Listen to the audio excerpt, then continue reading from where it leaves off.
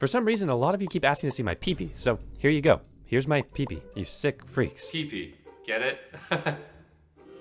Oh wait, actually, you're here to learn about budget keyboards, and this isn't a Wendy's? Well then howdy hey, I'm Hipyo Tech, and I look at keyboards so you don't have to. And in my quest to find the best budget keyboard, there is literally so many options that I'm pulling my hair out every day. In fact, if you're looking for a keyboard around $100 that sounds like very good, hey, you thought I was gonna say heaven there, now you have to subscribe. Then in this video, I'll be looking at the Epomaker P75 and P87. See, that's where I got the PP joke from, because they're two Ps.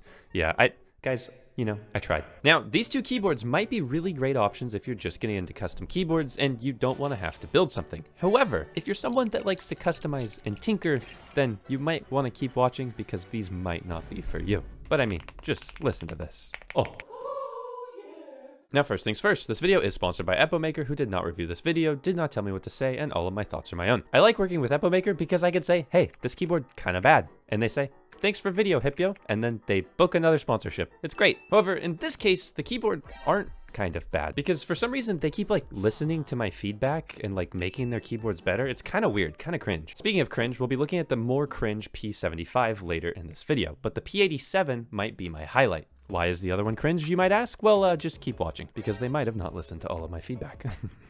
Now, before we look at the keyboard, let's look at the accessories in this magical little box. In this magical little box, we get not that much, to be honest. You get a cable, a keycap puller, a little wrench, and a couple switches. Now, with this keyboard starting at $136, I was expecting a little bit more of an unboxing experience, but these switches are also a little bit inconsistent. Like each switch feels like it has a different loop job, and I hope that won't affect the feel of the keyboard. Speaking of the keyboard, Epomaker has it in two different colors, which I'll have linked down below. First, we've got this silvery version, which they call khaki, because I guess the keycaps are kind of khaki vibed.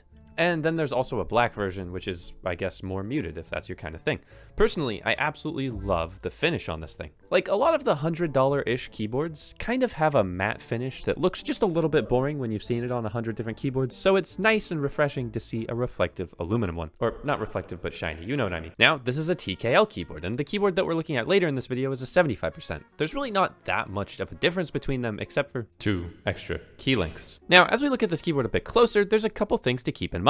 Now, I won't be comparing it to a bunch of other keyboards because I'm making a full comparison video hopefully by the end of the year, but if not, maybe in January. But what I will say is that this is by no means your only option for keyboards, and you should definitely do more research before just buying one. However, if this was to be the only keyboard that you look at, here's what you get. You get a wireless dongle, you get 2.4 gigahertz and Bluetooth support, albeit I have not tested how good it is, except for just a couple days of usage. You get a relatively decent build quality with a little bit of blacksmith anvil level ping that hopefully won't show up in our typing test, and overall a decently hefty keyboard that I'd be worried about accidentally murdering someone with if I got too mad playing League of Legends. I had to uninstall it, yeah. Now, I'd say overall the design of this thing is relatively understated. It's got a nice RGB bar, which I do kind of like, and a knob. I mean, you know we love knobs around here. Now, personally, my knob was incredibly scratched up. It happens to the best of us, which did make me want to test the overall build quality of this thing, so I went and did a scratch test on it, and it didn't scratch at all, so I was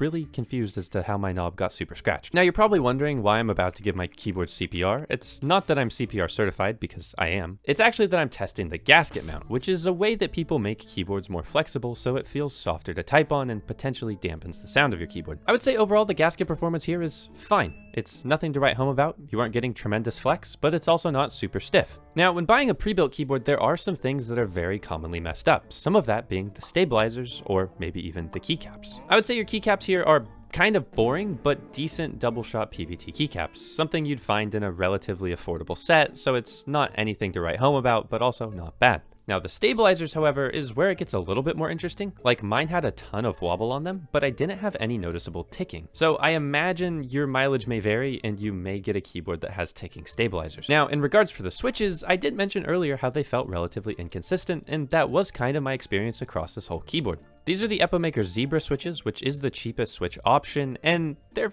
fine. It's just some switches felt easier to press than others, and I wasn't too stoked on that. Definitely something to consider swapping out later if you do get this board, because you have hot swappable sockets, so you can just take a switch out and plop a new one in, very easily. Also, yeah, you might have noticed RGB, Epic Gamer RGB. It's there, look at it. Now, the RGB on the P87 is really bright. It's really easy to adjust using VIA, the included software, which I absolutely love that they have this thing VIA supported. And that's super helpful for anyone at home that wants to reprogram this keyboard and maybe use macros and fun rebinding because it's seamless, it's open source, and it's nice. Gee, I sure do hope that the other keyboard Epomaker sent me also supports VIA because it's such a good software, and that would be really silly if they didn't support it. Right, guys? Now, I'll give my final thoughts and the typing test for this keyboard a little bit later, but I think that's a perfect opportunity to talk about the other P in my PP. Now, one would commonly assume if a brand has a similar naming scheme between products, that those products would be incredibly similar. And that would be a fair assumption, right? Right, guys? And one would also assume that if a company that sponsored you sent you two of a keyboard with a similar naming scheme, that they would be similar, and they kind of are. Kind of. But there's a few key differences here, and there's also a few key similarities that I'll talk about that I might not have even mentioned on the P87. Now, your unboxing experience is eerily similar, but also slightly different. The box that used to be one magic box has split, and now it's two magic boxes, although it contains the exact same stuff. Now, as far as the P75 goes, weirdly enough, it's $94.99, which makes it significantly cheaper than the P87, despite being not that much different. It also comes in 3 different colors that are arguably prettier than the P87, which left me wondering, why in the world would anybody buy the P87? Which began quite the mystery. Now, this is a 75% full aluminum keyboard. We've gone back to having the matte, kind of boring looking finish, so you don't get that beautiful aluminum like you do with the other one, but I can't help but notice that it still feels eerily similar, right? Like you've even got the knob in the top right, which, you know, I had to fiddle with.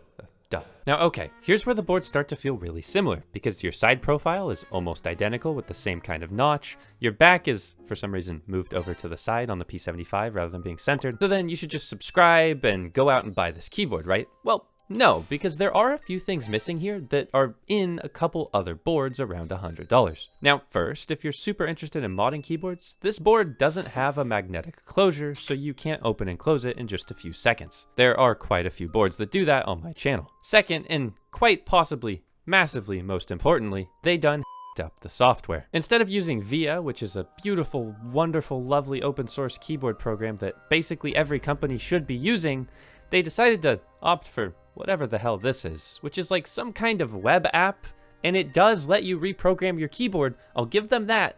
And it is better than downloading some kind of weird malware thing, but why? Why wouldn't you just put VIA on it? Guys, what are you thinking? Now, if you're new to keyboards and you're like, why is this guy obsessing over software? Well, software is something that a lot of people really, really care about in their keyboards because that's how they interact with using their keyboards on a daily basis. Want to make a macro for work? It's just easier in a program that you know how to use and isn't really clunky. But let's delve into the last couple things that make this thing very nice. In fact, you know modern keyboards are getting kind of insane when basically every video now is like, oh, this keyboard is really good except for this one nitpick that I have that isn't really relevant to that many people. Now, you've still got the super good RGB on the P75, and you've got what feels like, but maybe not sounds like, a better typing experience with the Wisteria switches that are in this one. You can get the Wisteria ones in the other one, but they're more expensive. Now, weirdly enough, these keycaps were lower quality and did scratch just with my keycap puller. That was kind of weird. But my stabilizers were a little bit more stable on this one. So now that I've showed you my PP, please go comment, wow, thanks Hipyo for showing us your PP. Or maybe don't comment that, maybe that'll hurt my video's engagement, I don't know. You're probably wondering 2 things. Number 1, should I get either of these keyboards? And number 2, am I okay? Well, yes and no. I think both of these keyboards are viable options in the $100-ish range. You can get them on Amazon, which makes them super accessible, like mine even shows 1-day shipping, which means that overall, it's just even more competition in the $100 keyboard space. Now, I didn't take these things apart to mod them because I don't really think that these keyboards are the best for modding because of how pingy their blacksmith anvil cases are. So if you're someone that likes no foam, these are definitely not for you. But as you'll see in the final typing test, with foam, these keyboards do sound like kinda good.